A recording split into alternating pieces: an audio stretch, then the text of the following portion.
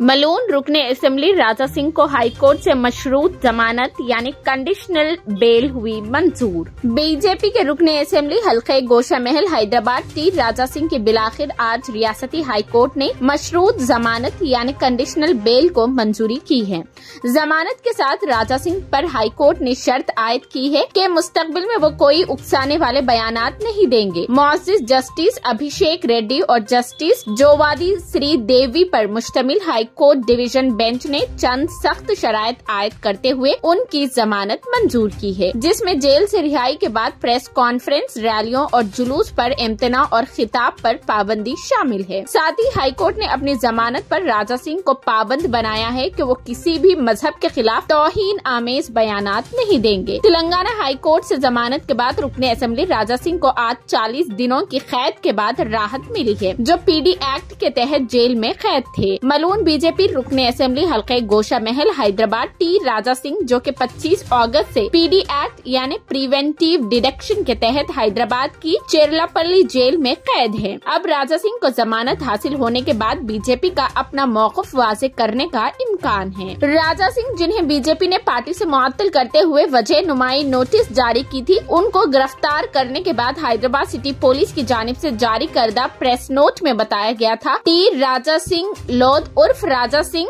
फर्जन T Nagal Singh MLA हल्के assembly Gosha Mahal, जो कि Mangal Hat police station west zone Hyderabad का रॉडी शीटर भी है, उसको एक्ट नंबर 1 1986 पीडी एक्ट के तहत 25 अगस्त 2022 को कमिश्नर सिटी पुलिस हैदराबाद के हुक्म पर हिरासत में लेते हुए नजरबंद कर दिया गया है। हैदराबाद सिटी पुलिस की जानिब से जारी करदा तफसीलात के मुताबिक नजरबंद टी राजा सिंह इश्तियाल अंगेजी और इश्तियाल तकरीर के जरिए तबकात के दरमियान फूट डालते रहे हैं, जिससे अवामी इंतशार पैदा होता है। दरअसल एमएलए गोशा महल राजा सिंह ने 22 अगस्त 2022 को श्री राम चैनल तेलंगाना पर एक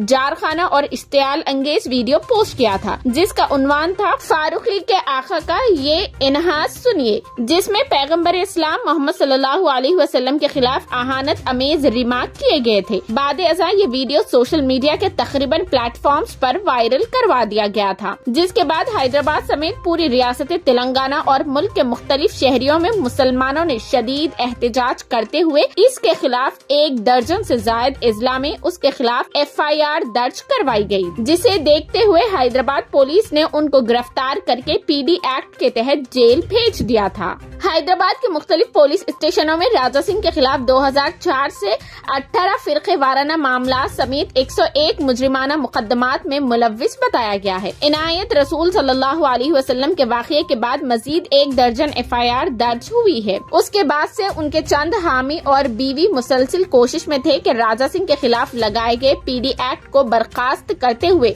उनको रिहाई दी जाए, जिस पर पीडी एक्ट का जायजा लेने वाली एडवाइजरी बोर्ड ने गुज़िश्ता दिनों राजा सिंह की दरख्वास्त पर समाअत की। बोर्ड ने राजा सिंह के खिलाफ पुलिस की जानिब से दर्ज पीडी एक्ट को दुरुस्त इक़दाम करार देते हुए